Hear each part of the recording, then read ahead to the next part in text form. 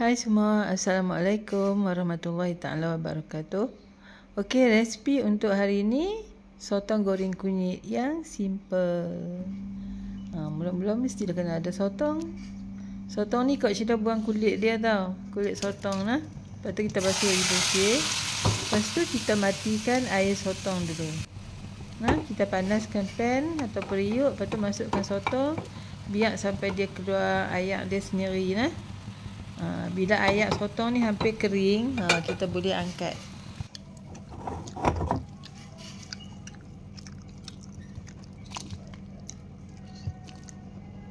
Okey.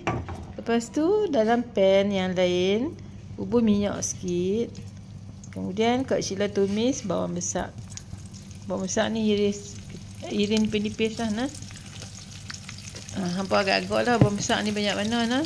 Ikut banyak mana sotong yang kita masak. Kalau kita masak sotong dalam setengah kg, kita boleh 1 biji bawang besar nah. Okey, kacau-kacau. Lepas tu buahlah bawang putih nah. Bawang putih 2 ulas. Ketuk-ketuk je bawang putih tu nah. Kemudian Kak Sheila masukkan sedikit carrot.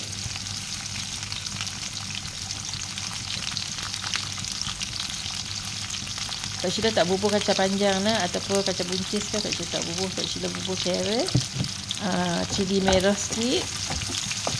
Lepas tu kita kacau-kacau sampai kita masak sampai carrot ni dia macam separuh masak lah, layu-layu sikit nah. Kemudian Kak Sheila masukkan serbuk kunyit sikit,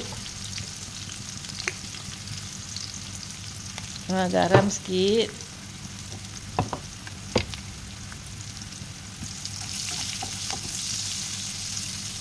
Okey, kemudian tu bolehlah masukkan sotong.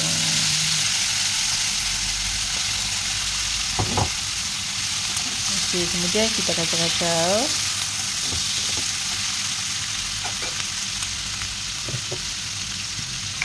Sotong ni kita perasakan dengan, tadi dah bubur garam kan. Perasakan dengan serbuk perasa. Nak buat Ajinomoto ke, Maggi cukup rasa ke, terpulang lah nak bubuh. Sos tiram pun boleh juga kalau nak bubuh nah. Tapi Kak tak bubuh dalam ni lah. Kak hanya bubuh serbuk kunyit, Maggi cukup rasa dan garam. Itu saja. Kemudian kacau-kacau lagi.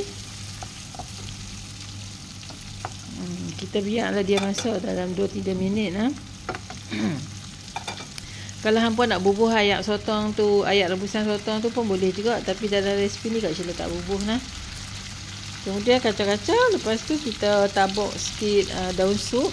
Ataupun nak bubuh daun bawang pun boleh nah. Ikut cita rasa masing-masing lah. Ikut cita rasa masing-masing lah nah.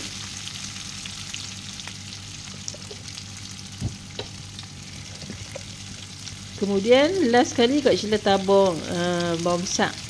Bawang besar yang ada lebih-lebih. Tadi Kak Sheila bubuh sikit ya bawang besar kan. So ada lebih-lebih tu.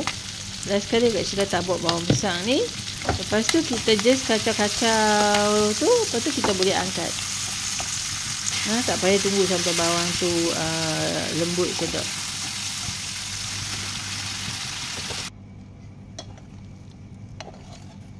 Masukkanlah dalam pinggan Lepas tu boleh hidang untuk makan tengah hari.